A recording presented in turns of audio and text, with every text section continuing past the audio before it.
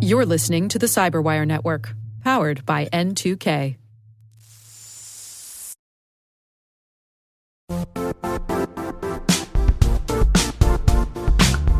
We've all been there. You realize your business needs to hire someone yesterday. How can you find amazing candidates fast? Well, it's easy. Just use Indeed. When it comes to hiring, Indeed is all you need. Stop struggling to get your job post noticed.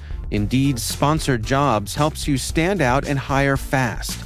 Your post jumps to the top of search results so the right candidates see it first. And it works. Sponsored jobs on Indeed get 45% more applications than non-sponsored ones. One of the things I love about Indeed is how fast it makes hiring. And yes, we do actually use Indeed for hiring here at N2K Cyberwire. Many of my colleagues here came to us through Indeed. Plus, with sponsored jobs, there are no subscriptions, no long-term contracts.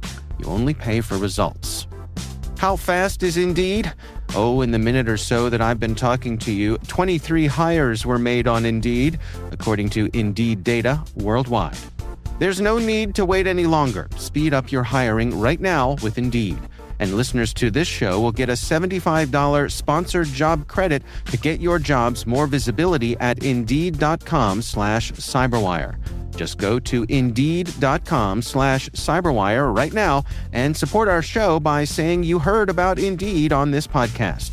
Indeed.com/Cyberwire. Terms and conditions apply. Hiring? Indeed is all you need.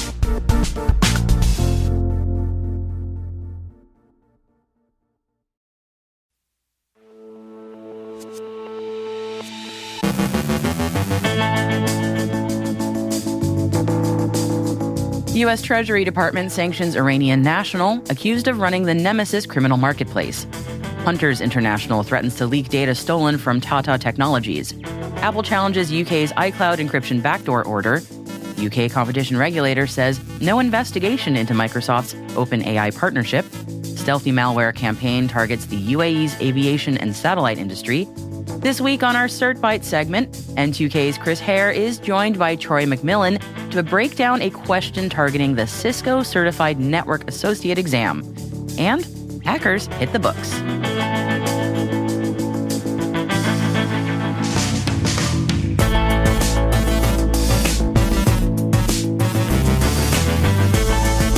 Today is Wednesday, March 5th, 2024.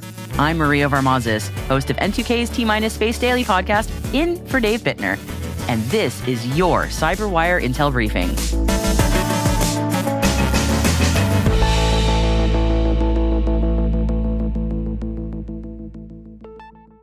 Thanks for joining us today. Let's get into it.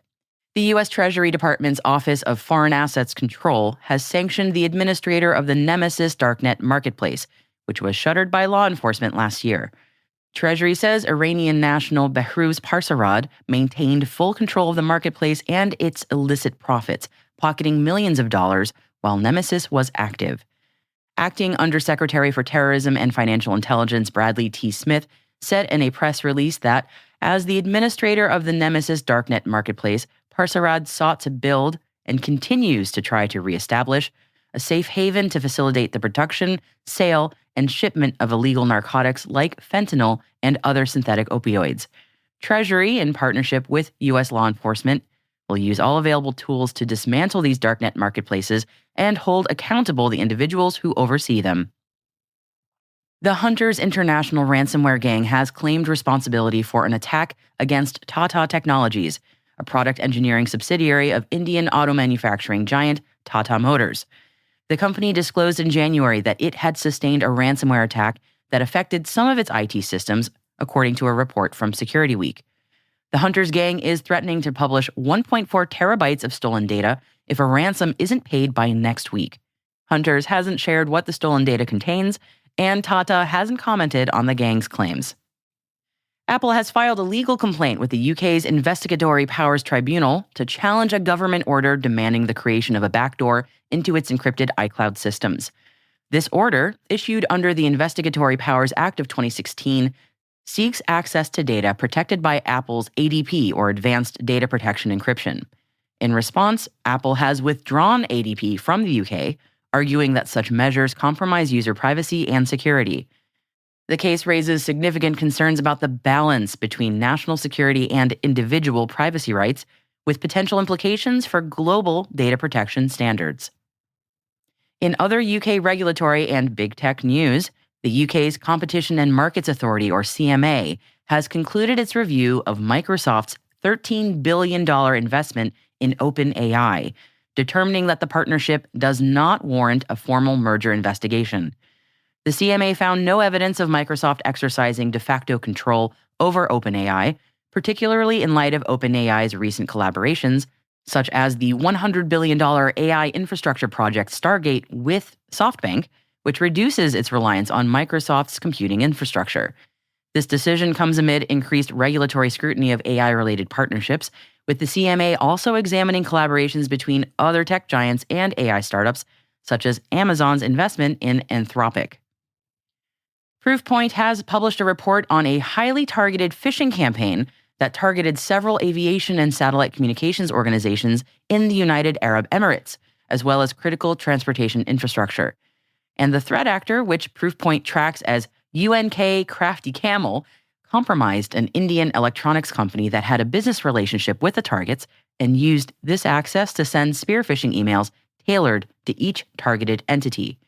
The emails were designed to deliver a custom Go backdoor, which Proofpoint has dubbed Sosano. The researchers note that the campaign used polyglot files to obfuscate payload content, which is a technique that is relatively uncommon for espionage-motivated actors in Proofpoint telemetry, and speaks to the desire of the operator to remain undetected. Proofpoint doesn't attribute the campaign to any known threat actor, but notes that the TTPs overlap with previous operations tied to Iran's Islamic Revolutionary Guard Corps. Scammers are imitating the Bien Lian ransomware gang and sending physical letters with fake ransom demands to C-suite employees in the United States, according to a report from Bleeping Computer. The letters inform the recipient that their organization's data has been stolen and will be published if a ransom isn't paid within 10 days. The letters, and again, these are physical letters, contain a QR code leading to a Bitcoin wallet address, and recipients are instructed to pay up to $350,000. GuidePoint Security, which is tracking this scam, assesses with a high level of confidence that the extortion demands are fake and not actually tied to the Bien Lian gang. The security firm hasn't observed any evidence of intrusions at the targeted organizations, and the information in the letters is copied from Bien Lian's public websites. According to the police in the UK, scammers are impersonating police officers in order to steal cryptocurrency from investors. Using personal information obtained from data leaks, the scammers create fake action fraud reports and then contact victims, claiming to investigate alleged fraud. Victims are then instructed to expect a call from their cryptocurrency wallet provider. Subsequently, a scammer posing as a security officer requests sensitive information, including the seed phrase of the victim's cryptocurrency wallet, enabling the scammer to access and steal the funds. Kent police report that 9 individuals have collectively lost £1 million to this scheme. Authorities advise against sharing personal details over the phone and recommend verifying the identity of callers claiming to be from law enforcement or financial institutions. Recent research has uncovered further links between the Black Basta and Cactus ransomware gangs, with members of both groups utilizing the same social engineering attacks and the BackConnect proxy malware for post-exploitation access to corporate networks. These shared tactics and tools suggest a potential overlap between the Black Basta and Cactus ransomware groups, indicating that they may be collaborating or sharing resources.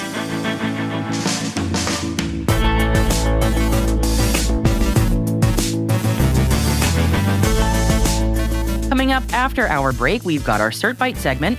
N2K's Chris Hare is joined by Troy McMillan to break down a question from N2K's Cisco Certified Network Associate practice test. And after CertByte, hear how cybercriminals are studying court docs.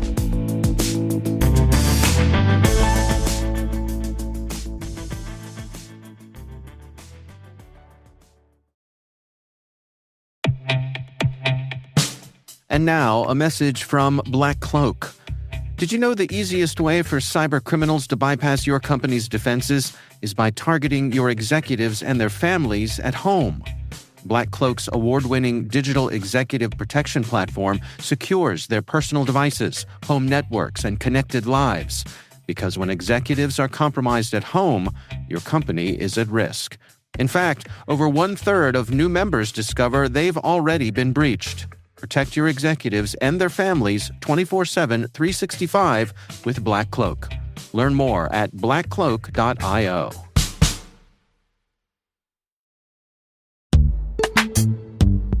Cyber threats are more sophisticated than ever. Passwords, they're outdated and can be cracked in a minute.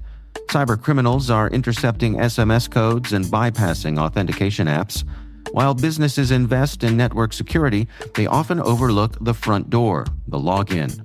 Yubico believes the future is passwordless. YubiKeys offer unparalleled protection against phishing for individuals, SMBs, and enterprises. They deliver a fast, frictionless experience that users love. Yubico is offering N2K followers a limited buy one, get one offer. Visit yubico.com/N2K to unlock this deal. That's YUBICO. Say no to modern cyber threats. Upgrade your security today.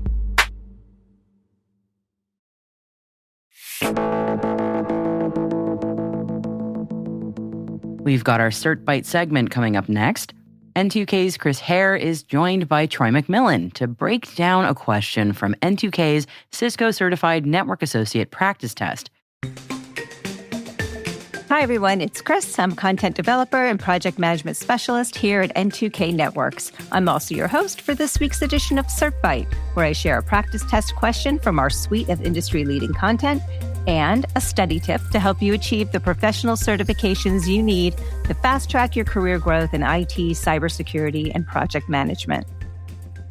Today's question targets the Cisco Certified Network Associate CCNA exam 201-301, version 1.1, which was updated in April 2024. This exam tests skills related to network fundamentals, along with new topics such as generative AI, cloud network management, and machine learning. I've enlisted Troy as our new guest host today. He's a specialist in all things Cisco, ISACA, and EC Council. Welcome, Troy. How are you today? I'm doing great, Chris. Thank you for having me. Absolutely. And before we get into it, be sure to stick around after our question for our special study bit for this test, as well as for the latest news on upcoming N2K practice tests. Okay, so we're going to be turning the tables, and Troy, you're going to be asking me today's question. Troy, I turn it over to you. Okay, Chris, here's your question.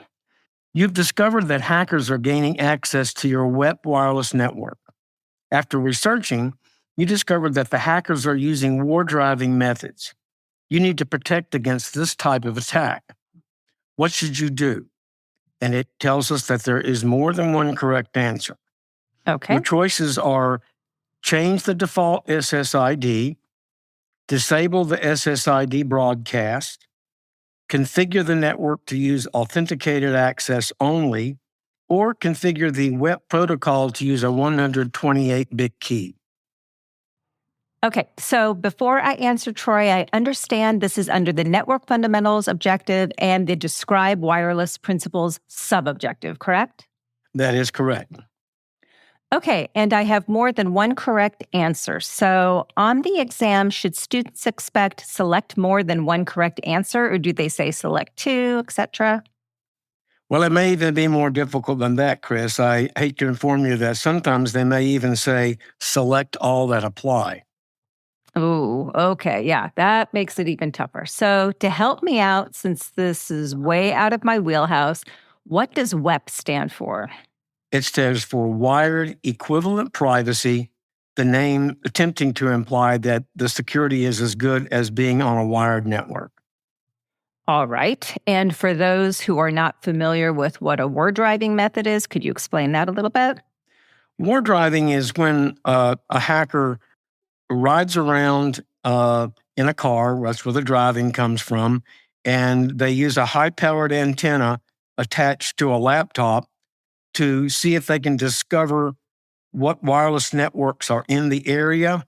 And sometimes they'll go a step further and they'll record information about the network, its security settings, whether it's an open network or not, and they sometimes share that information online with other hackers.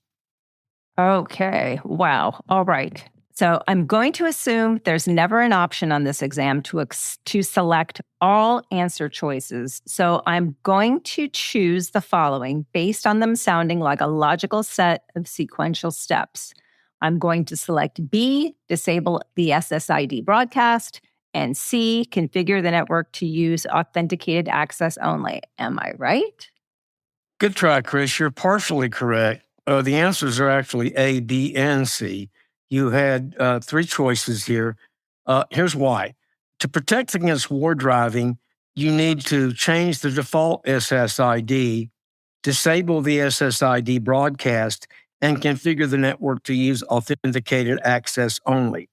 You would change the default SSID because if you don't change that default, hackers generally see that and assume that you haven't changed any of the other security settings, such as the administrator password. You would disable the SSID broadcast to prevent them from even seeing the network when they scan for networks. And then configuring the network to use authenticated access only would be a final step to ensure that even if somehow they do get access to the network, they can't log in. Now, you shouldn't configure the web protocol to use a 128-bit key because in recent years, this particular encryption protocol has been proven to be ineffective. It's very easily cracked. In fact, it's so easily cracked that we have students doing it in classes now. So that would not be something you want to use. Wow. Okay. That's all great info. Now, we're going to get into your study bit in a moment, but how would you instruct students on how they can prepare for a question of this type? Well, first of all, I would say don't jump for the first shiny object that you see. Oftentimes when you're looking at a set of options to a question, one may jump right out at you as being correct. And in your excitement to know the right answer, you may not read the question as completely as you should. And there could be one small detail in the question that rules that particular option out. So carefully consider all the options before you jump for what you think may be the quickest answer. That is really great advice. And that could probably apply across many different types of exams. So great. And who would you say is the target audience for this exam? Well, the CCNA exam is sort of the entry-level exam to the Cisco ecosystem. So the target audience for this would be people that are just beginning to get into Cisco. On the other hand, I would say that anybody that wants to take this exam should have some background. They probably want to have already passed some other exams like the Network Plus exam and the A Plus exam. They probably want to have some background in networking before they do this exam. Great information and question, Troy. All right, so now it's time to discuss the study bit for this test. What do you have for us? The study bit for this one is time management because you're going to have, based on the number of items you're going to get and the amount of time you have, you're going to have 90 seconds per item to answer these questions. So you can't get stuck on one. If you come to a question and you don't know the answer, you want to think about it, move on. Make sure you answer all the questions that you know first so that you don't leave any unanswered. Awesome tip. Thanks so much for being here with me today, Troy. You're welcome. And as we wrap up today's episode, are there any upcoming practice tests you'd like to promote here? Yes, we just released the CompTIA Tech Plus, the AWS Certified AI Practitioner, and Azure AI Engineer Associate practice tests. And we'll also have more coming up for CompTIA, Microsoft, and Oracle next month. Thanks so much, Troy. And thank you for joining me for this week's CertByte. If you're actively studying for this certification and have any questions about study tips or even future certification questions you'd like to see, please feel free to email me at certbyte@n2k.com. That's CERTBYTE@n2k.com. If you'd like to learn more about N2K's practice tests, Visit our website at n2k.com/certify. For sources and citations for this question, please check out our show notes. Happy certifying.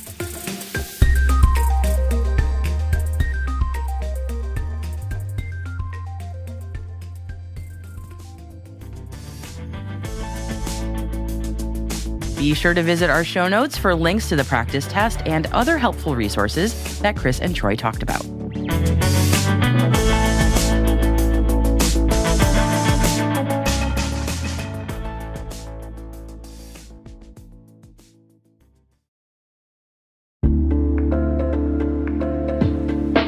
Hey everybody, Dave here. Have you ever wondered where your personal information is lurking online? Like many of you, I was concerned about my data being sold by data brokers. So I decided to try DeleteMe. I have to say, DeleteMe is a game changer. Within days of signing up, they started removing my personal information from hundreds of data brokers. I finally have peace of mind knowing my data privacy is protected. DeleteMe's team does all the work for you with detailed reports, so you know exactly what's been done. Take control of your data and keep your private life private by signing up for DeleteMe. Now at a special discount for our listeners. Today, get 20% off your DeleteMe plan when you go to joindeleteme.com/N2K and use promo code N2K at checkout. The only way to get 20% off is to go to joindeleteme.com/N2K and enter code N2K at checkout. That's joindeleteme.com/N2K, code N2K.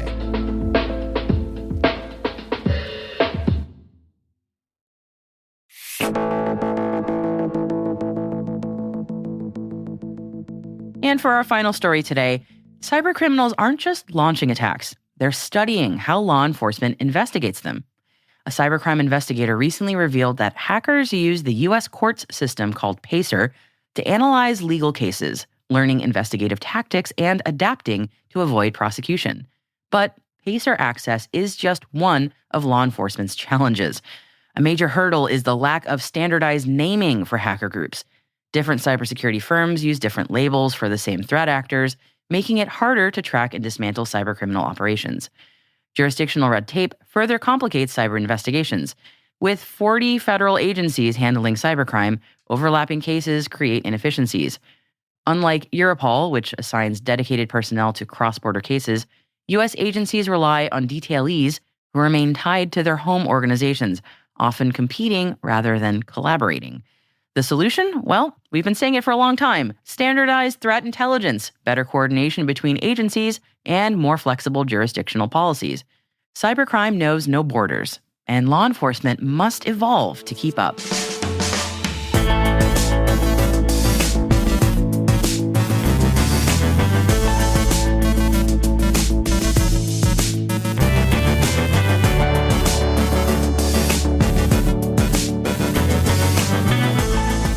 And that's the Cyberwire.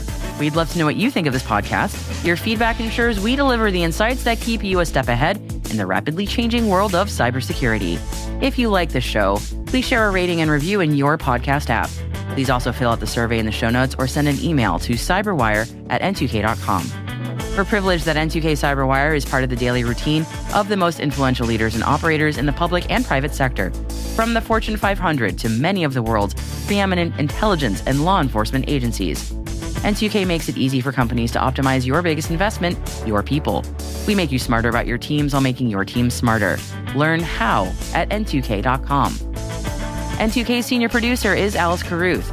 Our Cyberwire producer is Liz Stokes. We're mixed by Trey Hester with original music and sound design by Elliot Peltzman. Our executive producer is Jennifer Iben. Peter Kilby is our publisher. And I'm Maria Varmazis, in for Dave Bittner. Thanks for listening. We'll see you tomorrow.